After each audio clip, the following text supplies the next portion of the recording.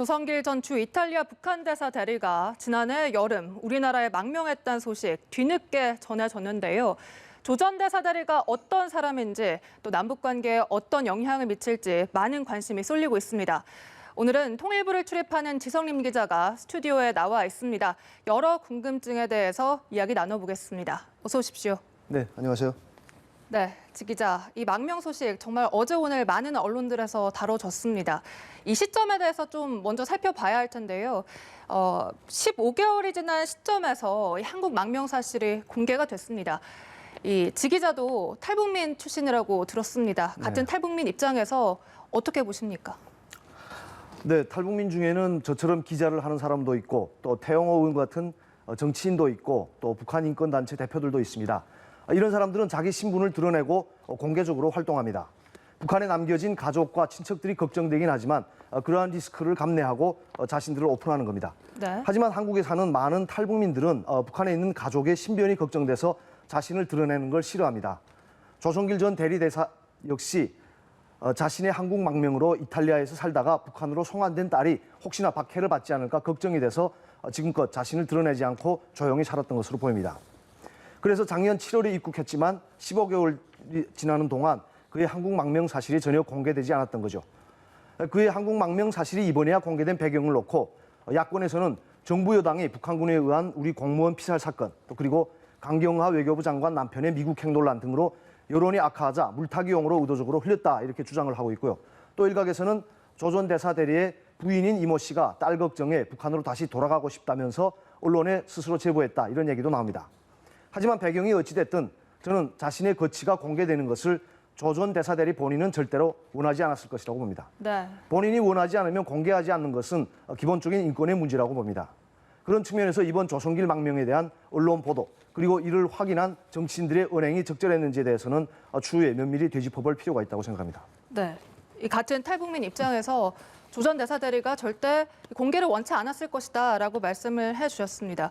그런데 어찌됐든 이렇게 공개가 됐고 많은 언론들에서 다루고 있어서 그 팩트가 굉장히 중요할 것 같은데요. 이 시간 이 팩트 체크를 좀 해봐야 될 것 같습니다. 네, 그래서 제가 오늘 이 스튜디오에 나왔습니다. 네, 가장 먼저 이번 언론에서 조 전 대사 대리에 많은 관심을 가지는 이유 중 하나가 이 최고위급 인사다라는 점입니다. 그러니까 1997년에 황장엽 전 노동당 비서 이후로 우리나라에 온 최고위급 인사란 건데 실제로 최고위급 인사가 맞습니까?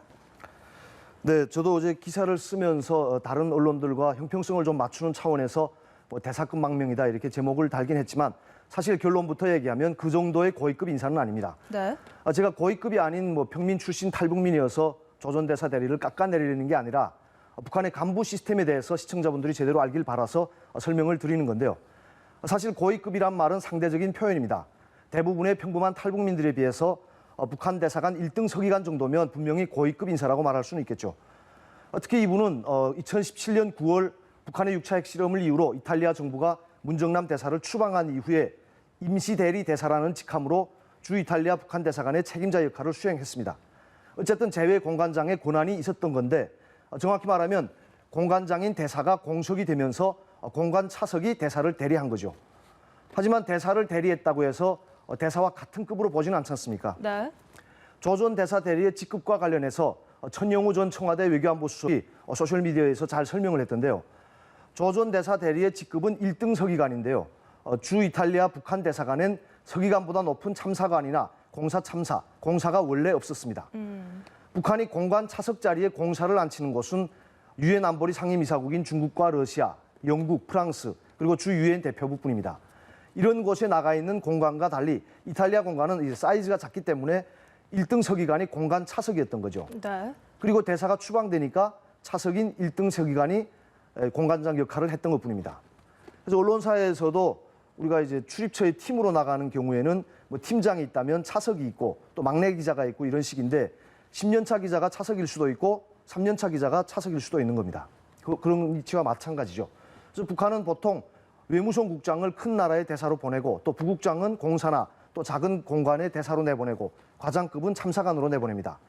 조 전 대사 대리는 1등 서기관, 즉 외무성 과장과 비슷하거나 조금 낮은 직급이라고 보면 되겠습니다. 네. 지 기자 설명대로라면 그러니까 태영호 국민의힘 의원이 지냈던 이 주 영국 북한 대사관 공사보다 낮은 직급이었다는 거죠? 네, 맞습니다.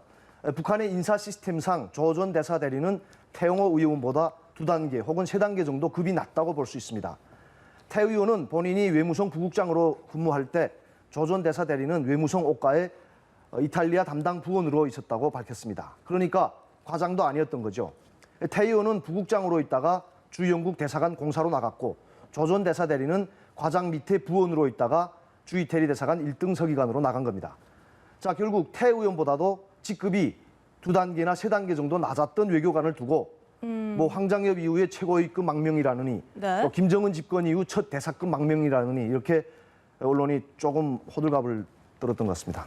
네. 또 두 번째로 살펴봐야 될 부분이 이 조 전 대사 대리가 이 사치품 조달에 직접적으로 간접적으로 관여를 했다 이 부분입니다. 네. 따라서 김정은 위원장이 로열 패밀리에 이 사치품을 공급하는 자가 이렇게 망명을 했기 때문에 뭐 화를 낼 것이다 이런 일각의 보도가 있었거든요. 네, 이 부분도 그렇죠. 좀 살펴봐야 될 것 같은데요.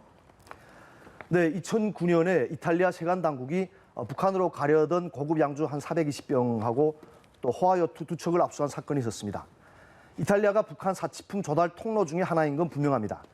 하지만 조 전 대사 대리가 이탈리아 공관에서 근무했다고 해서 그가 사치품 구매에 관여했다고 연관짓는 것은 북한의 사치품 조달 시스템을 잘 몰라서 하는 얘기입니다. 네. 김정은 일가의 사치품 조달은 노동당 39호실에서 담당합니다. 39호실은 우리의 대통령 비서실격인 노동당 서기실의 관리와 통제를 받는 부서인데요. 각종 수출입 사업과 이권 활동을 통해서 김씨 일가의 비자금을 만드는 조직입니다. 39호실은 유럽 주요 국가나 중국, 러시아 등의 해외 대표부를 두고 있는데요. 보통 뭐 대성총국, 중국지사 이런 식으로 위장기업의 형태로 활동합니다. 김씨 일가의 비자금을 만드는 조직이니 당연히 로열 패밀리의 사치품 구매도 이 39호실이나 서기실에서 담당하는 겁니다. 결국 이탈리아나 오스트리아 등 현지에서 사치품을 사들이는 사람들은 39호실의 해외 주재원들입니다. 이들에게 사치품을 구매할 자금도 있고 외국 상인들과 직접 거래할 권한도 있는 겁니다. 북한은 조 전 대사 대리와 같은 직업 외교관에게는 비자금을 맡기지도 않고 또 사치품 구매와 같은 일을 책임지게 하지도 않습니다. 가끔 외교관들이 39호실 해외 주재원이 사치품을 사들이거나 또 북한으로 보낼 때 뭐 심부름을 해주기도 하지만 네. 직급으로 보면 39호실 주재원이 외교관에게 지시하는 그런 구조라고 볼 수 있겠습니다. 네. 그러니까 사치품 조달과도 큰 연관이 없는 네. 평범한 외교관이었다. 이런 말씀이십니다. 또 하나 더 살펴보겠습니다.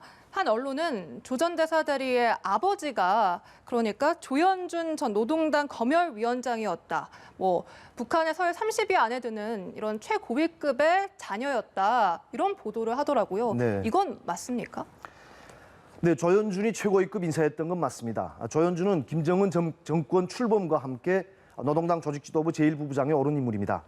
특히 당중앙 중에 당중앙으로 불리는 본부당 책임비서도 겸직했는데요. 노동당 부위원장을 비롯한 최고위급 간부들의 당 생활을 통제하는 역할이어서 과의 핵심 실세였다고 할 수 있죠.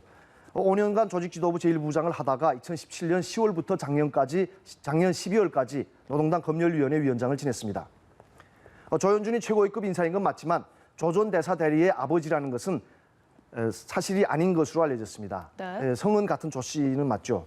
하지만 이제 지금까지 정황을 봤을 때 그리고 또 여권에서 나온 얘기들을 종합해 봤을 때 네. 조현준은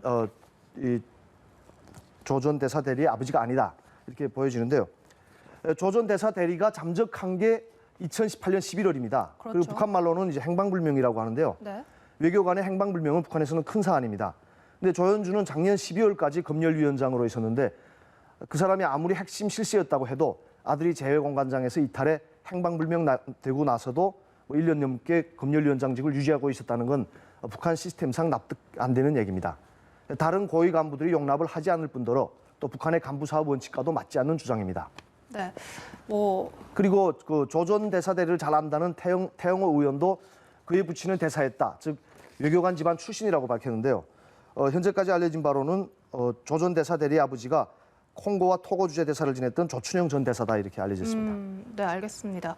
들어보니까 정말 사실이 아닌 것들이 사실인 양 보도가 되고 있는 상황인데 그럼 마지막으로 어찌됐든 북한 외교관이 이제 망명을 한 사실이 드러났습니다. 앞으로 남북 관계에 좀 어떤 영향을 미치리라 보십니까?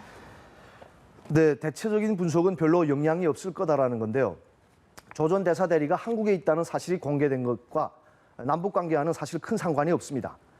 북한은 한국에 와서 공개 활동을 하지 않고 조용히 숨어 사는 사람은 건드리지 않습니다. 탈북민 단체 대표들이나 태영호 의원과 같이 공개적으로 김정은 정권을 비판하는 사람들에 대해서는 각종 매체를 통해 그들은 애초에 범죄자들이었다 이렇게 비난하거나 또 그 사람들을 빌미로 남쪽 정부까지 맹비난하면서 격하게 반응을 하곤 합니다. 한국에 와 있는 고위급 탈북민 중에는 자기를 드러내지 않고 조용히 지내는 사람이 훨씬 많습니다. 제가 아는 분들도 꽤 있는데요. 북한은 이런 사람들을 겨냥해서는 공식적인 비난을 하거나 반응을 내놓거나 하지는 않습니다. 그러니까 북한을 건드리지 않으면 특별한 반응을 하지 않고 무시하는 방식인데요. 조 전 대사 대리에 대해서도 북한은 직접적인 반응을 내놓거나 하지는 않을 것으로 보입니다. 물론 북한이 조 전 대사의 한국 망명에 대해서 우리 정부를 비난하거나 한다면 남북 관계에 영향을 미칠 수도 있겠지만 북한이 이번 일로 문재인 정부를 비난할 명분은 없어 보입니다.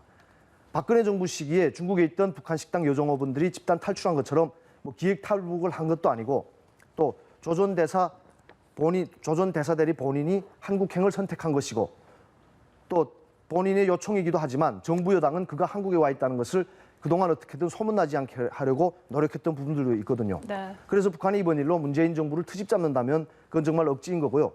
어차피 현재 남북 관계가 더 이상 나빠질 것도 없는데 이번 일로 북한과의 대화가 더 어려워진다거나 하는 일은 없을 것으로 보입니다. 다만 북한은 조 전 대사 대리가 한국에 와 있다는 게 알려진 이상 내부적으로는 그를 배신자다, 변절자다 이렇게 규정하고 간부들을 대상으로 한 사상교양 또는 강연 같은 데서 비난을 할 수는 있겠습니다. 하지만 그건 북한 내부의 문제이지 남북 관계와 연관 지을 일은 아니거든요. 네. 그리고 한국 망명이 공개되면서 또 북한에 남아있는 조 전 대사 대리의 딸에 대한 처우도 달라질 수 있습니다. 북한의 입장에서는 변절자의 자식이기 때문에. 그래서 저는 마지막으로 이 말씀은 꼭 드리고 싶습니다. 이제는 언론이든 정치권이든 조성길이란 사람에 대한 관심을 좀 꺼주는 것이 그분 본인을 위해서나 또 북한에 남겨진 그분의 딸을 위해서나 그리고 남북 관계를 위해서나 좋은 게 아닐까 이 말씀 드리고 싶습니다. 네, 알겠습니다. 말씀 잘 들었습니다. 지금까지 지성린 기자와 함께했습니다. 고맙습니다. 네, 감사합니다.